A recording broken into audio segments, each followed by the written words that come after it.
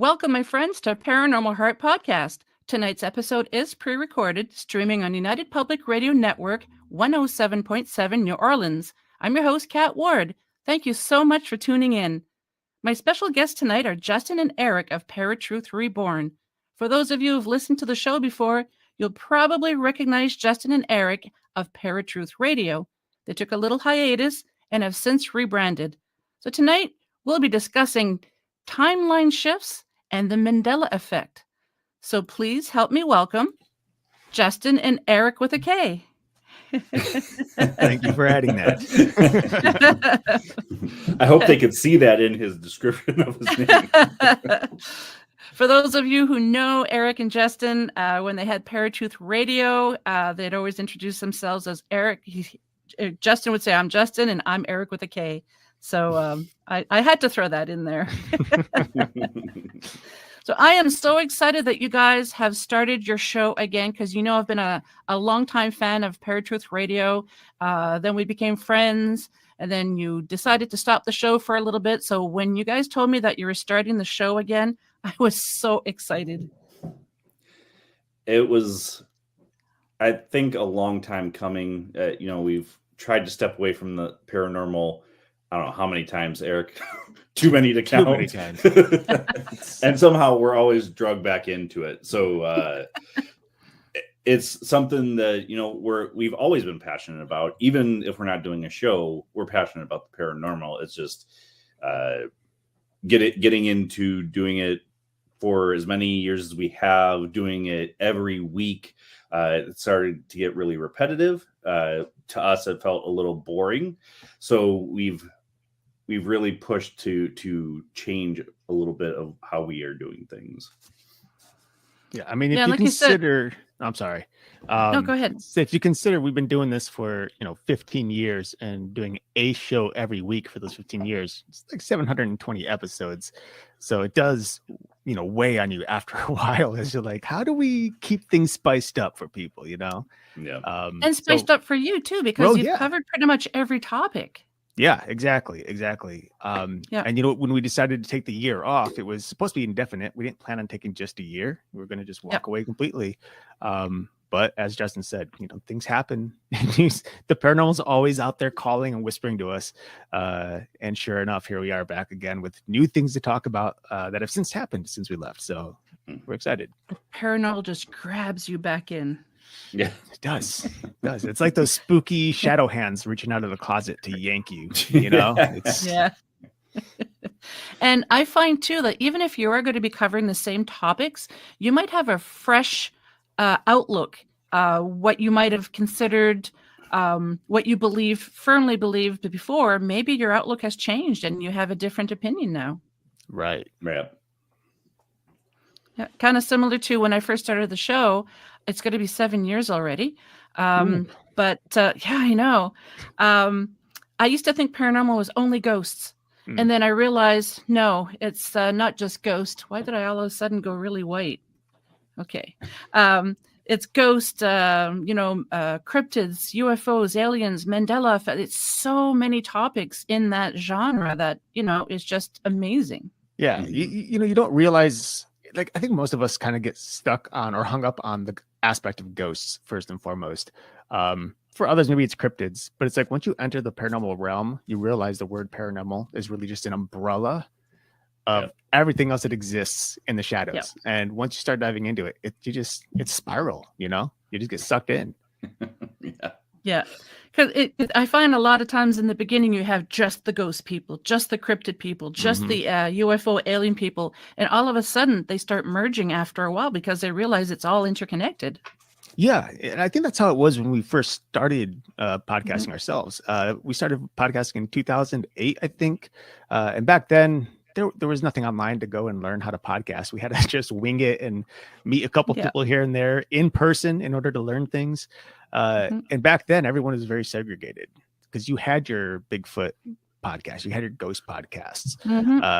But now, you talk about the paranormal and we're talking about everything. It's just a tree with a bunch of branches, and it doesn't matter which way you go. Everyone is interested and they all tune in to listen. And let's not forget conspiracy theories that Oh, falls under the paranormal umbrella, and to the chagrin of many paranormal enthusiasts. But Erik and I have talked to a couple of conspiracy theory people where we go away thinking, maybe it's true. Maybe their theory is true.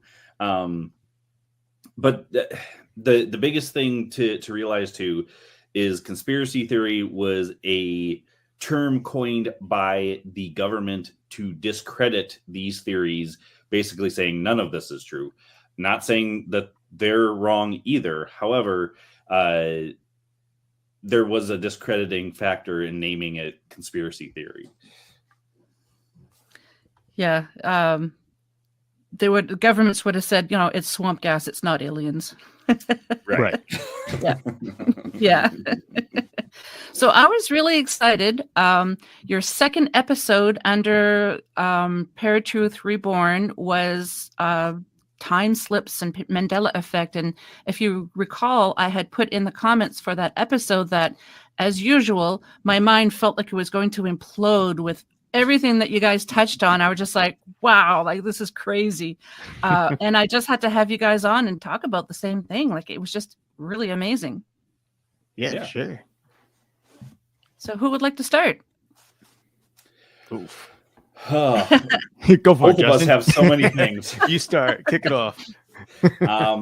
Well, time shift is one of those things that is talked about now more so than in the past. And it's so rampant on TikTok for those that are on TikTok, and spreading these different theories about time shifts. Some people are saying, the whole world is shifting. Some are saying, well, you just time shifted, not necessarily the whole world. And it's really hard to justify that scientifically because there's nothing that states in science that states that we're doing this. It's all theoretical. Even quantum physics right now is quasi-scientific theory. Mainstream science is still questioning quantum theory a lot of times.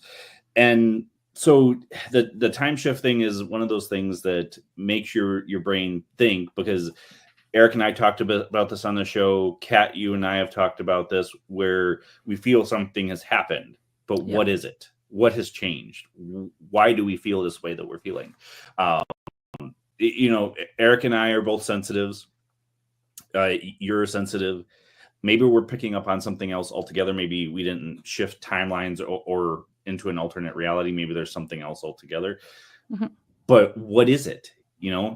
Timeline shift is the only best logical explanation, or alternate realities. But even then, it's making a lot of people think that you're nuts, because they're like, what are you talking about? We're still in the same. I've been that way for a very long time. But it's making people question you and your credibility because they don't know or understand what this is about. Erik? Yeah, no, I mean, I agree with Justin. And, I always take a skeptic approach to anything, really, but especially with the whole time shift thing, because time shift is something you can't really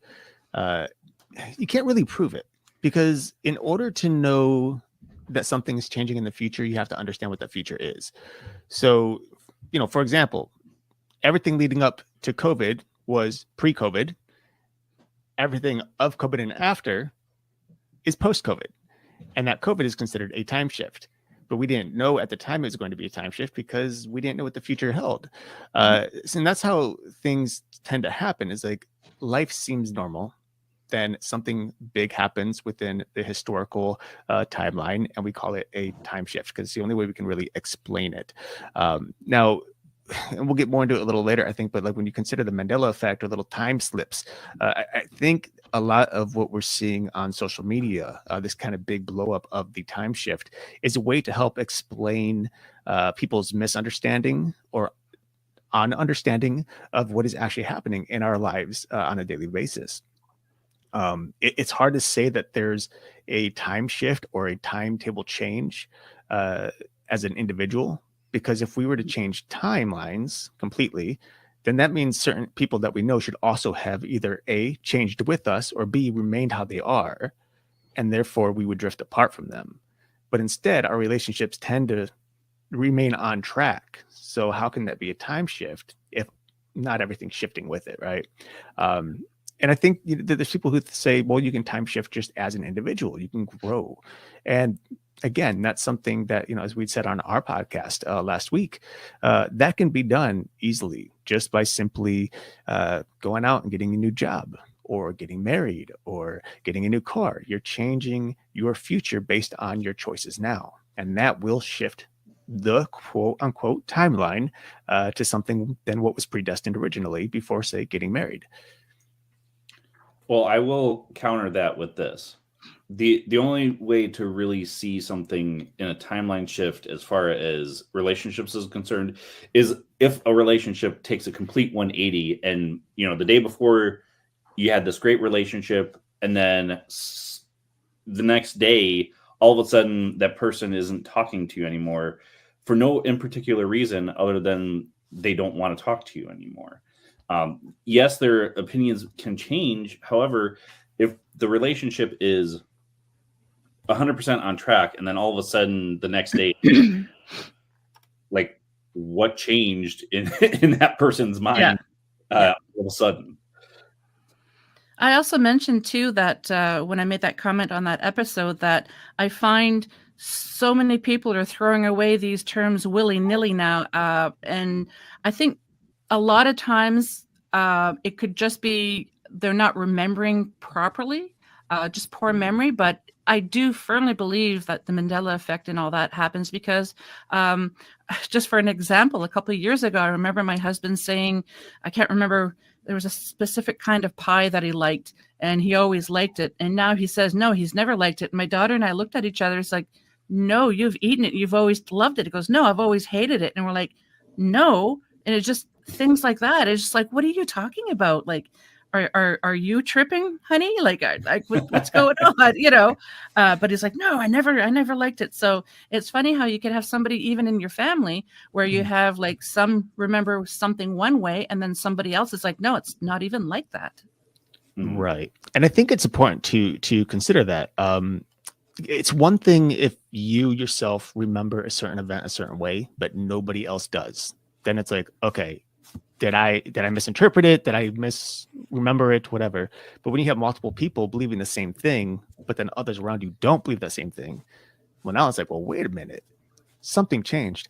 A prime example for me, the last movie that I was working on, we were at a racetrack in Western Ohio, Northwestern Ohio, and the first day, no one talked about it. We were just like working and whatever. But there was this sign, and on this sign, it was a memorial sign, someone who passed away. It was a man wearing a ball cap, and he was looking off to his right. No big deal, just something I saw him passing a few times. The next day, me and a group of my coworkers were sitting on the benches overlooking the racetrack on break, and I noticed the sign again. Only this time, it was a woman with curly hair, looking the opposite direction. And I was like, yesterday that was a man with a ball cap. And two guys with me said, no, that was a woman with curly hair. That woman. I said, no, I'm pretty sure it's a ball cap. And they tried to argue with me. And then one of my other friends who were standing with us, like, he walked up, he said, what's you guys talking about? Told him, he's like, looked at it. He said, dude, that was definitely a guy with a ball cap yesterday. So it was 2 versus 2. Two of us saw a ball cap guy, and the other two only saw this woman with curly hairs. And what happened? Who's right? Who's wrong? So it's one of those events where it's like, what is that a Mandela effect? What changed? Did a timeline change? Did it shift? And something got messed up? We don't know, but it's definitely a curious thing. And I've been half joking around with you guys the past few years that I say that what my memories are from Earth Prime. I'm not on Earth Prime anymore. I just kind of, and I say that to people around me too. It's like, oh, sorry, that must have been my Earth Prime memories, not my Earth Now memories. And some of them laugh and some of them look at me like, what? I still look at you like that no matter what you say. Oh, so. you always will. I'm so sorry for the people watching this. I can't seem to get the light. Okay.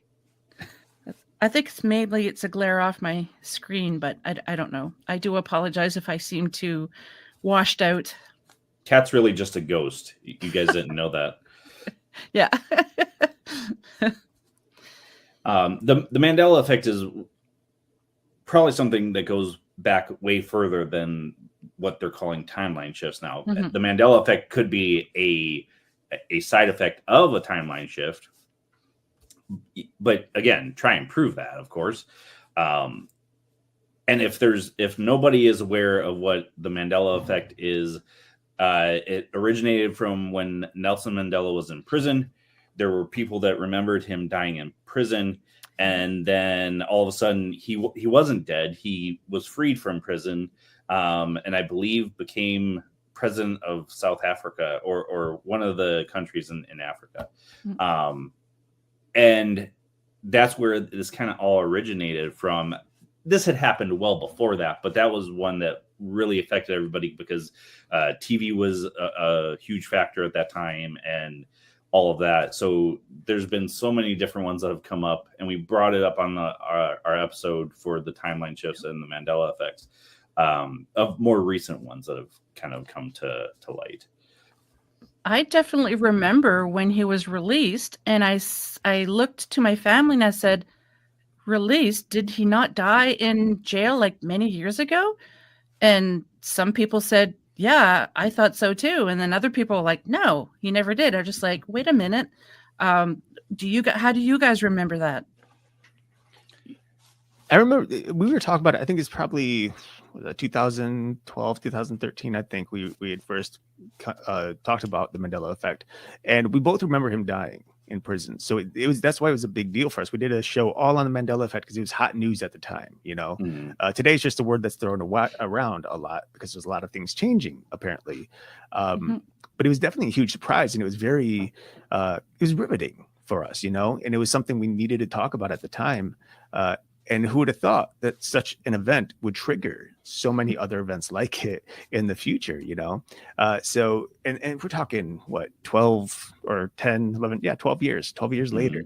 And here it is still just growing every day. Yeah. And it's fascinating because it seems to be a global topic now with the internet and how people can just talk right away around the world. So it seems to be a global topic too now. Well, the one that Erik and I had recently talked about before we recorded the show was Richard Simmons passing away. I remember him passing away years ago. And then to come to find out that he just passed away this year, I was like, what? And I've said that about a couple of different people. Like, I thought he was dead. Some of them I didn't know, of course, but some of them were like, no, I remember him dying a few years ago. What the hell is going on?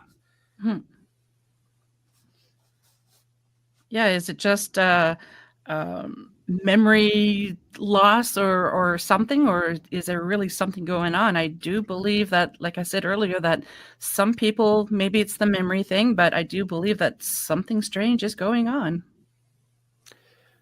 I'll throw this out there real quick, only because I've heard of this theory too, is that there's false memories being, I don't know how you would word it, not necessarily implanted, but we have false memories, and the reality is kind of completely different. And it could be a mass hysteria thing. It could be all the things we've talked about right here. Who knows?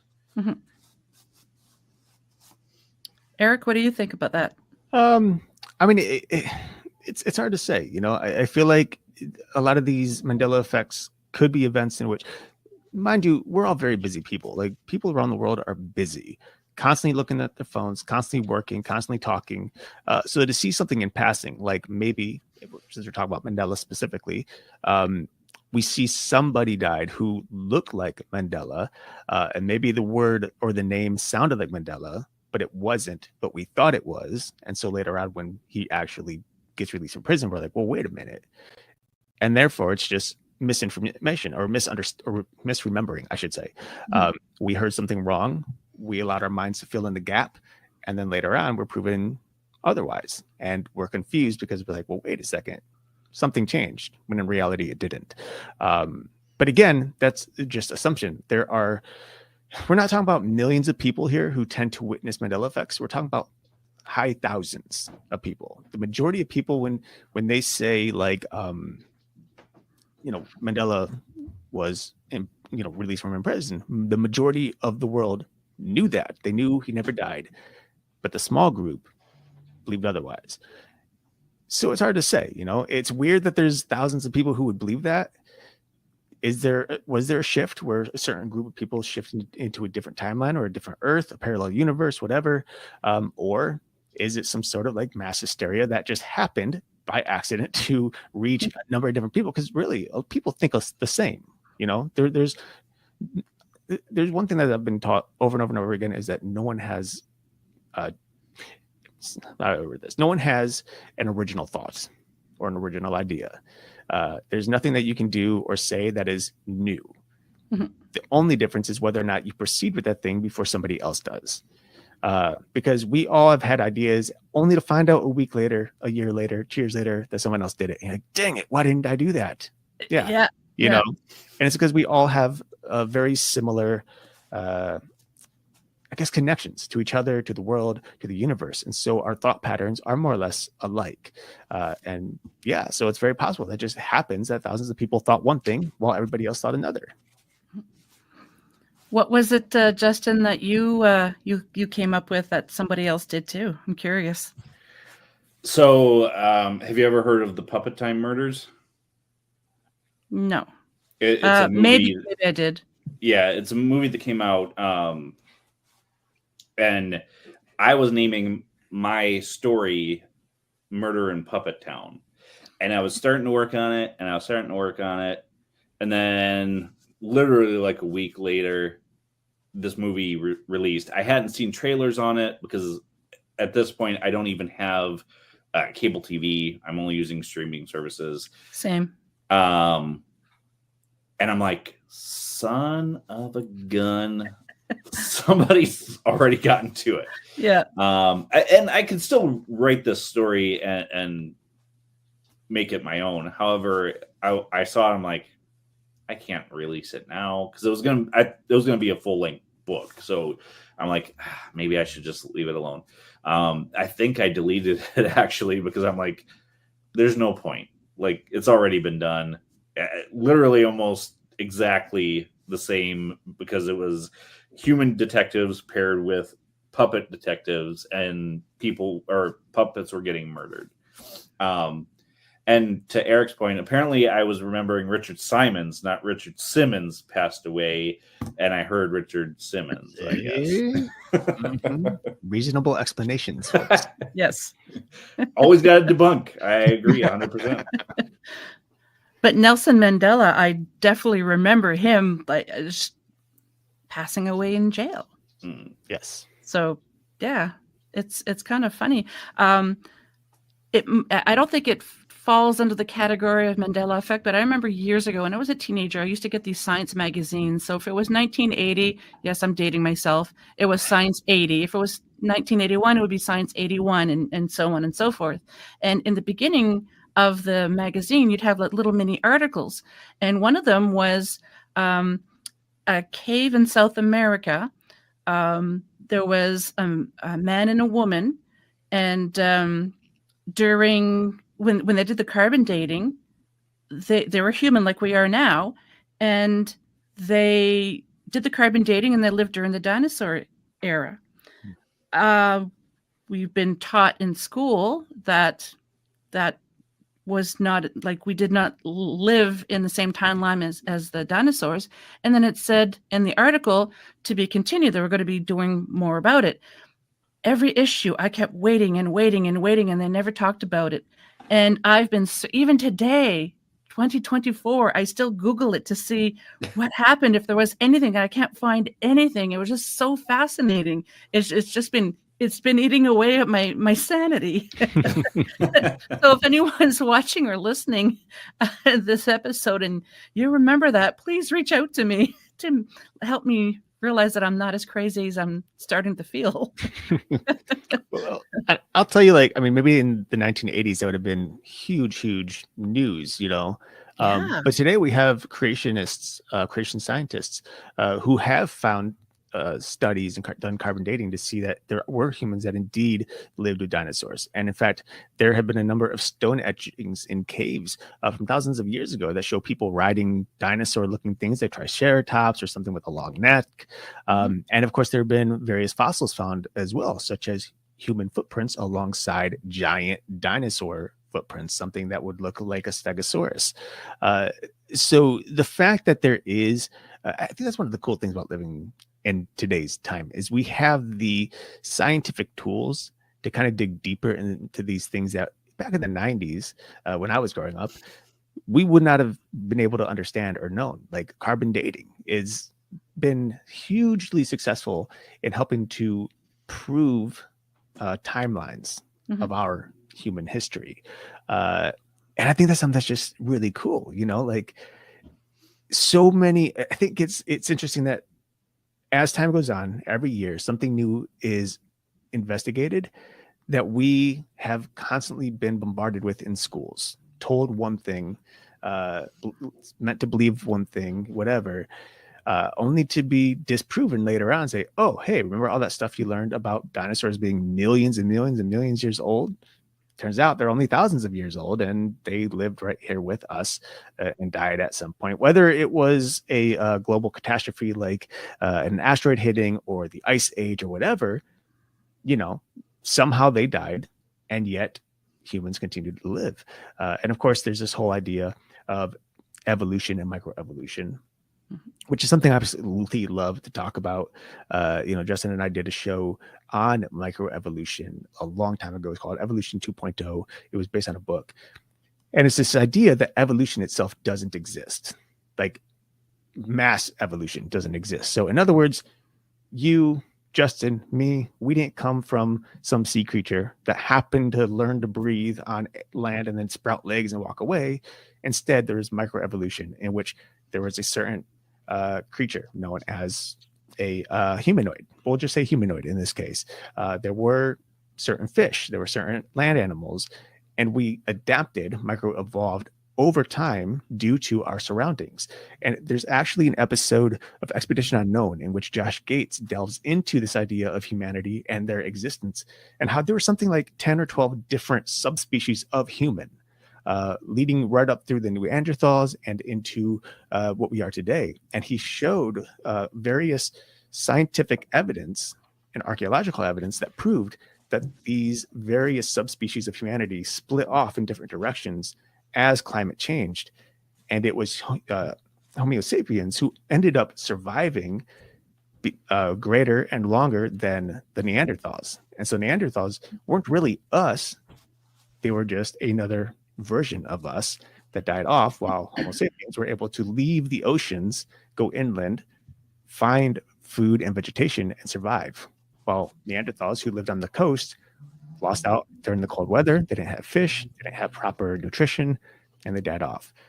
So things like that, I think, is really cool to think about. Like, oh, there's all these animals that supposedly didn't live with us, and yet every year there's new scientific evidence saying otherwise. And it kind of rewrites history for us. Well, not only that, carbon dating in 1980 compared to today, maybe they were told, back off on this because the years are a little bit off. I'm not saying I don't believe that humans didn't live with dinosaurs. I truly believe we coexisted at one point. But maybe that was the reason why you never saw another copy come out or a continuance of the story. I mean, yeah. I mean, Maybe. I'm going to have to look into it, though, now. Now that you mentioned it, I'm going to be looking into it. We've piqued your curiosity. Yes. That might be another episode for you guys. But like you said, though, Kat, you don't know if it's a Mandella effect or not. Yeah. And most of these we don't know 100% or not. It's just we have this group of people that's saying they remember certain things a certain way, and now they're different. But just like we were talking about the timeline shifts, how do you prove that? You can't. And was it a Mandela effect, or was it a conspiracy theory where they don't want us to know and they just put a kibosh on the story? Could be too. Yeah. Yeah. I just found it interesting, and it still drives me nuts. So have you heard of any new Mandela effects the past couple of years? Well, we brought him up on the episode. I had looked up, there's this guy on YouTube that does Mandela effects, and he releases videos regularly. The one that kind of I was fascinated with, and it's not necessarily a Mandela effect because maybe I just had never heard this history. But did you know that there were camels in the Midwest in the time of the cowboys? Yeah, I remember that on your episode. I did not know that. Apparently, the army brought in camels to be basically horses in desert climates in the U.S. And apparently, several of them had escaped, become feral. There's a legend of this one particular camel that was almost zombie-like because it had become so feral it was also it was almost monstrous. That one was a really fascinating one. Eric, what out of all those ones that we talked about on that episode, was there any that you really were like, I mean, all of them, because none of them made sense in my book. but there are some other ones that I actually have looked up, and I just brought them up on my phone here to share with you guys. Like peanut butter. You guys know Jiffy peanut butter. Do you remember it as Jif or as Jiffy back in the 90s and 80s? I think I remember it as Jiffy. And Okay. it used to have the peanut right on top of the peanut butter. When you opened up the jar, they had an actual peanut on top. Mm-hmm. I know this one because I've seen it several times. I remember it as Jiffy. Okay. But Jiffy never existed. It's only ever been Jif, J-I-F. And people think that the reason we got Jiffy is because the biggest competitor at the time was Skippy peanut butter. And they combined Jiffy and Skippy to create Jiffy. Is that true? Maybe. I mean, that's the way they're trying to describe it nowadays. Right. But I do recall it being Jiffy when I was a kid. Completely random, but on record is I used to love Peter Pan peanut butter. Just the name of it alone made me happy. Right. Yeah, it's fun to say, Peter Pan. And I always loved the crunchy over the smooth too, and specifically Peter Pan peanut butter. Mm-hmm. Looney Tunes. Do you remember as tunes being spelled Toons or Tunes? Oons. Yeah. Apparently, even though it makes sense, Looney Tunes has always been spelled Tunes, which doesn't make sense in my opinion. I remember I used music in it, anyways. Yeah. I remember I used to have an album, Looney Tunes, and I used to listen to it. I'll have to ask my dad if he still has it and take a picture and send it to me. One more for you guys. Curious George, tail or no tail? I remember him always having a tail. Always having a tail. I don't know, but I want to say he had a tail. Yeah, no, he never had a tail. Never, ever. He has never been drawn with a tail. But I definitely recall a monkey having a tail. Well, yeah, he's a monkey. Monkeys have tails. I also I recall him swinging from things with his tail, like hanging upside down and stuff. Technically, he's a chimp. Justin, we don't need your semantics, Justin. Semantics. My Lord. Yeah, my kids used to watch that when they were younger. I'll have to ask them, do you remember Curious George with a tail or without? Interesting things. These are things that keep me up at night, by the way. They don't keep me up at night, but when I'm awake, I'm like, God dang it. Yeah, that's what gets me close to like getting car accidents and things like that. So in my mind that I'm like, that's usually when I'll look at it or think about it too. It's just randomly in the middle of my day. I could be at work and then I'm like, well, now I have to look this up. What is going on? That's one of the weird things about like if you drive on a regular basis, and most of us do, and I forget the name of it, but there's this condition in which we become so accustomed to driving that we don't have to think about it. We don't think about using turn signals. We don't think about the cars next to us. We don't think about looking behind us. We can have full-on conversations, be off in a completely different world in our heads, make it from point A to point B, and then get there and be like, wait, what happened in between that time? Because I never remember. I'm always in my head about stuff, and yet we got there safely, which is just crazy. I still think that we've gone through wormholes, Eric. We've had this discussion when I was living in Ohio and going to the gym all the time together. Oh, that's right. I forgot about that. Huh. So when we, Justin and I, when we used to work out together at a local gym, about 10 minutes from my house now, we would drive to the gym. It would take probably about 10 minutes to get there, and it would feel like a good 10 to 15 minutes. But every time we drove back, it would happen so quick in just like 7 or 8 minutes. We'd be like, why is it always faster to drive back? Taking the same route, by the way. Right. It's not like we're going a different route. It's point A to B and B to A, same roads, same conditions, but it's always faster coming back. And you can time it, and it seems like it's still faster. And it makes no sense unless there was indeed a wormhole on that side of the road every time.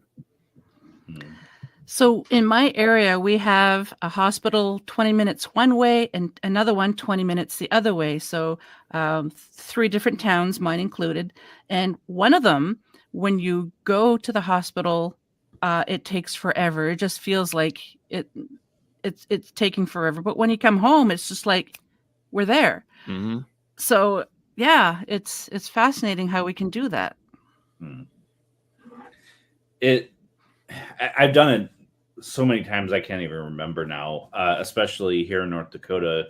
And I was driving back and forth to a small town because I was postmaster out there. There'd be multiple times that I'm like, I'd have to drag myself back. Like, stop doing that. You're going to get into an accident. And there's been multiple cases where that never happens because people are on autopilot. And it's like, how did you not remember the entire trip?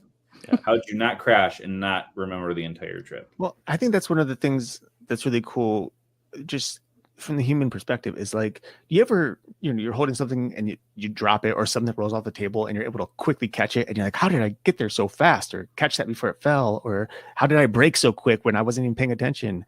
And it's like, it's hard to understand or realize that when we're checked out mentally, our awareness, our body, everything else is still functioning on its own in its normal habitat. And so it's weird, but when you're not thinking about reacting, your body automatically does it. And so your reflexes are much faster because of instinct that kicks in rather than our own primal idea to think. And that's what I think is really cool. When we can sit here and think about things, and we will fail over and over and over again. But as soon as you forget and just drop thinking and let instinct kick in, well, boom, you're catching things, you're moving fast, you're being aware of things that you don't even know you're aware of half the time. It's pretty cool. So is that really what's going on when we have these time slips or Mandella effects? Are we just mentally checked out? And, I mean, from someone who's, checked out pretty much 95% of the time here on my end, it's very possible. That 5% that I recall is like, but it's, it's a hard call. Like, again, it's all theoretical. I think the one thing that I think is happening on social media is that they're using the term time slip or time shift as a way to generate views and get more reactions to blow up their, in this case, TikTok. That's where it's most commonly found. TikTok. And so anything that happens, any little thing, like, hey, time shift, hey, time slip, oh, hey, Mandella effect, and they got click after click after click, and there's a lot of people very susceptible to those things, and they will react. And I think that's one thing that is very common, though, is a lot of people will react to things and believe things without considering the truth behind them or logically thinking about the things that are happening. I can't tell you how many times I get photos that show up on Facebook of people catching supposed ghosts on camera. It's like hundreds of people saying, yes, that's a ghost. It's a ghost. It's so scary. And I like look at it. I consider it. I even put it in my computer just to make sure. And I'm like, that's just a tree, guys. That is a tree in the He middle also of the sends them to cemetery. Justin a lot of times. I always, and I won't even tell him. I was just like, hey, what do you see here? Just to test him. Yeah. But it just amazes me, like how people are so quick to react to things they want to believe in without taking the time to actually truly justify whether or not they should believe in it. And I think that's kind of might be what's happening here with the whole time shift thing. It's people are missing time frames from their life because maybe they're checking out, like you said, Kat. We're so self-absorbed, and quite frankly, we are all very selfish. It's just the truth. As we become self-absorbed and we miss out on little things, or we hear things differently than what is being said, we misjudge things, we misunderstand things, and we start to create our own stories in our minds subconsciously, so that when something disrupts our normal thought patterns or our normal stories, or wants to conflict with our own opinions, well, now we're like, well, wait a minute, I remember it this way. But it's like, do you though? Or did you just not listen or not hear it or not see it the way you thought you did? You know. But then you have those people who say that they've been abducted and they have missing time. I have been abducted. I am a strong believer that abductions happen. Okay. Oh, I do too. Yeah. Yes. Yeah. Yes. Eric, it was just your memory was wrong. Your memory.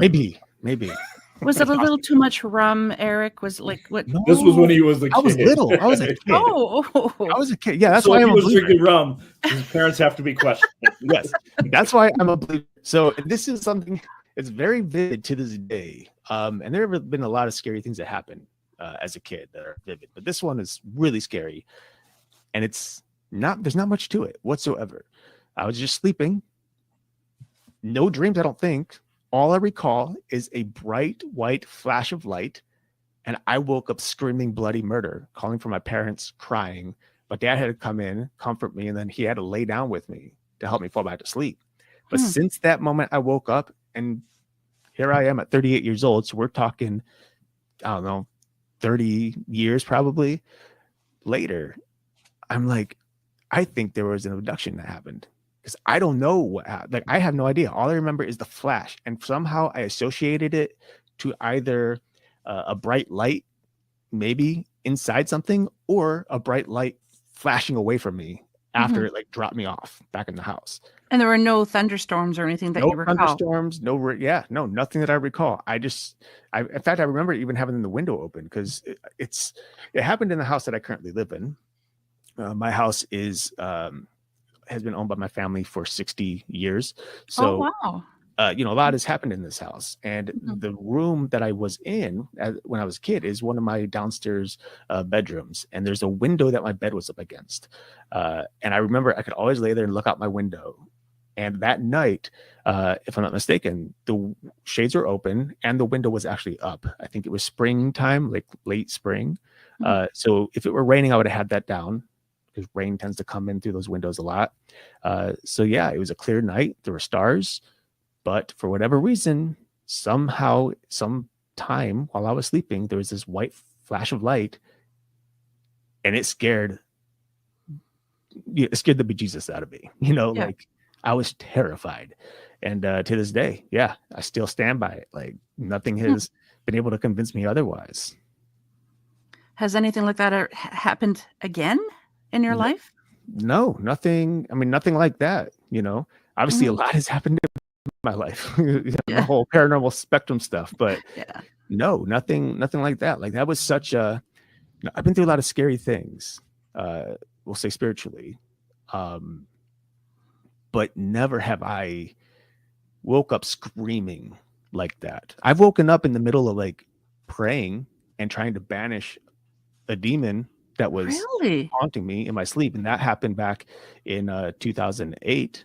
I went through a 3-month period of demonic oppression where not only was I having nightmares and night terrors, but I was also seeing black masses and shadows in my room. They were touching me. They're laying on my bed.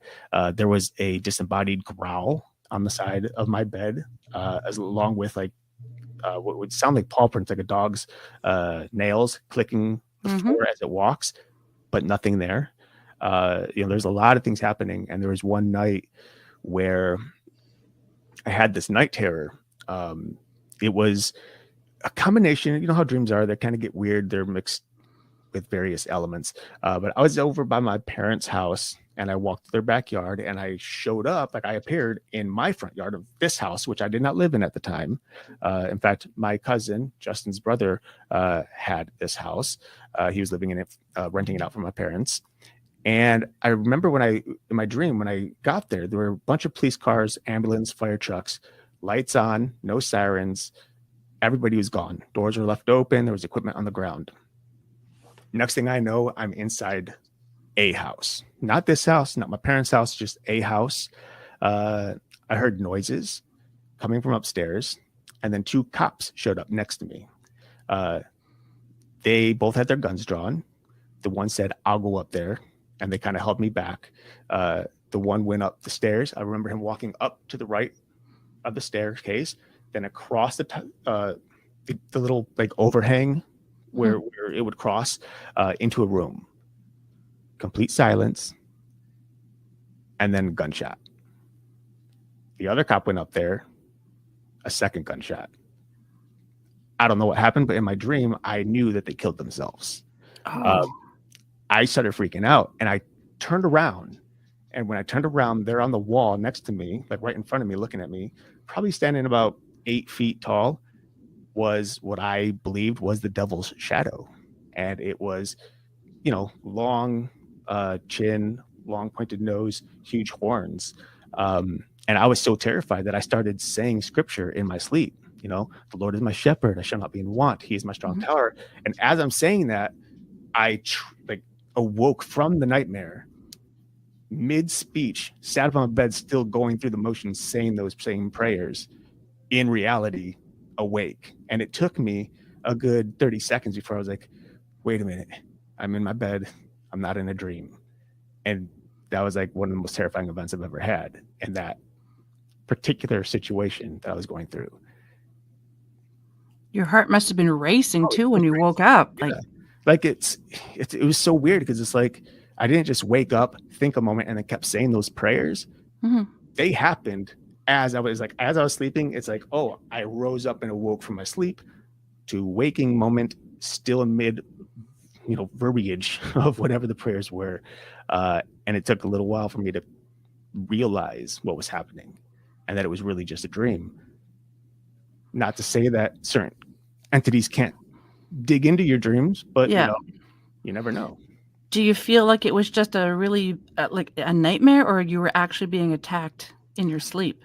I think I was actually being attacked. I mean, like at this time of my life, like when I talk about demonic oppression and affliction, like there were things happening no one else could see or understand in my household. And like at that time, it was me living there, my 2 sisters, and my parents. So everyone was aware of each other, but no one saw these things that I was seeing. And at the time, I wasn't drinking. I never did any sort of drugs. I was completely sober, focused on my fitness, my health. So the fact that this kept happening was kind of scary. But I do know what the trigger was, I think, what opened the door. Because it happened when I received a book called The Lesser Key of Solomon, and I read through the entire book. And unknowingly and unwittingly, I opened a door that started with just visions. Like I would fall asleep and I would have a flash of a vision. And the very first vision I ever had was a man's face. It was elongated. His mouth was agape open. His eyes were hollow white sockets. He had tentacles coming out of his face and long white stringy hair.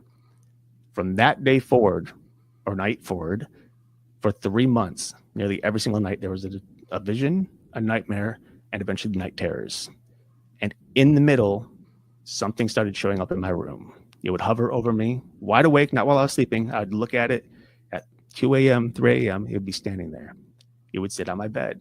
It would touch my hair.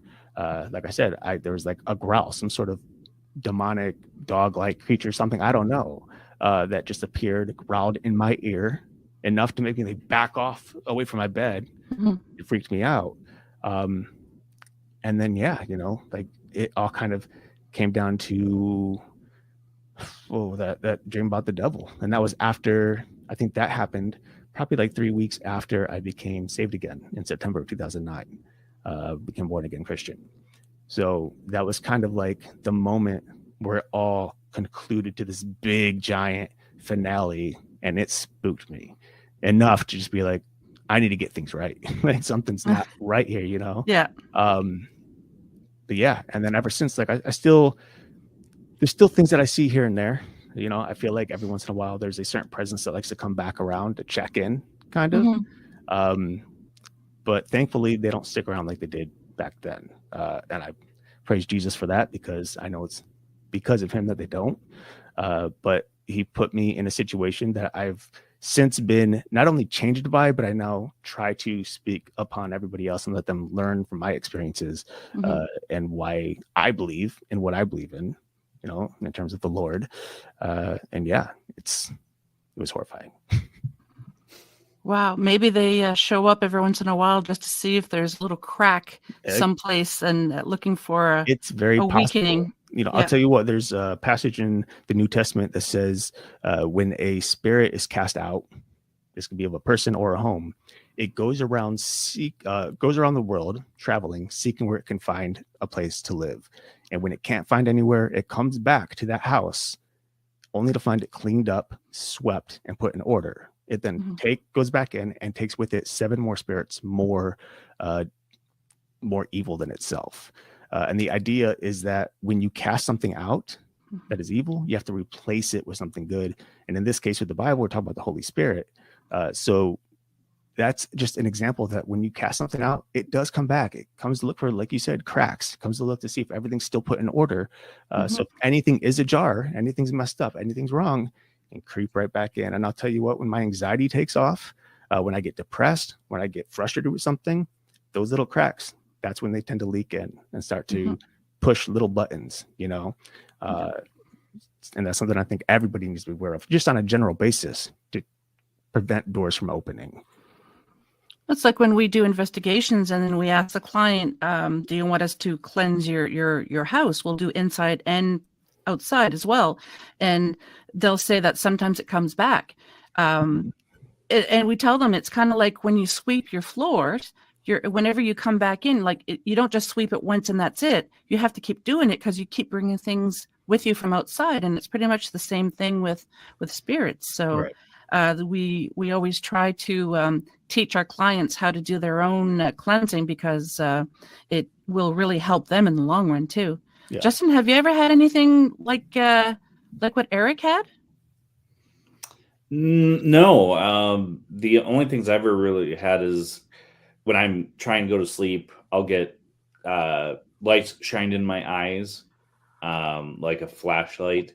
And after doing research, I've heard that that's just spirit communication. Actually, just recently, I was trying to go to sleep and I was hearing my name called as if through water, like I was underwater. That's and somebody was yelling my name. And not too long after that, literally yesterday, Erik asked me, do you feel, or how are you feeling? And I'm like, off. And he's like, yeah, me too. So I don't know, if I'm going through spiritual growth or what, but nothing as malevolent as he's had in his sleep. I've been touched by spirits before on investigations, one of which I was coaxing into doing it and it was stupid. I shouldn't have done it. Erik remembers which one I'm talking about. And then, there was another one where we did an investigation and I'm like, okay, if you're here, touch one of us. And I got touched, got freaked out. I'm like, okay, yeah, he's here. I'm going to go outside for a little bit. I've talked about this on Paratruth. I've talked about this on multiple shows. And yeah, but nothing to the point where I felt like I was being harassed in any way by spirits. For the viewers and listeners who don't know, Justin and Erik are not just co-hosts, but they're cousins as well. So family, they have that bond. So they pretty much pick up what another one is picking up. Truth. Yeah. Yeah. Wow. Anything else that you want to touch on in respect to the time slips or Mandella or anything else? I don't think so. I mean, time slips, I feel like time slips are one of those things we're going to learn more about in the coming weeks and months, and dare I say years. I think it's become more prevalent as time goes on, especially when we're talking about the possible introduction of alien life showing itself to humanity. That's going to be a huge time shift because we're no longer going to be in the COVID era. We'll be in the, alien era. coexisting alien era, so time shifts are definitely going to keep happening, I think. So I don't think it's anything we should necessarily just forget about and be like, oh, it's just a bunch of people who are silly and don't know any better. But instead, I think we should consider it and be like, maybe it's something maybe something's happening. Maybe we need to be aware of it. Don't obsess over it, but be aware of it so that if something does happen and the shift happens, then we're prepared to some extent. Well said. Well, before we sign off, is there anything would you like to tell the listeners and viewers where they can find you? Yeah, we're on all social medias. We're on all podcatching platforms. You can visit paratruth.com, where all of the episodes are uploaded as well, our past and our rebranded versions. And most of our audio shows go out on YouTube as well. And if you're a writer, check out Right in the Pickle Barrel, which is another podcast of ours. And stay tuned because there is another podcast coming from Erik and Justin very, very soon. And I do want to add one more on top of what he just did. For me, it's very difficult to remember certain sites and links and all that. So all you have to do is Google Paratruth and we'll pop up at the very top. So nice and simple. Yes. Well, thank you so very much. I really appreciate you guys being here, and I'm looking forward to hearing more of your episodes. Sounds good. Thank you, Kat. Thanks for having us. You're welcome. Take care. You too.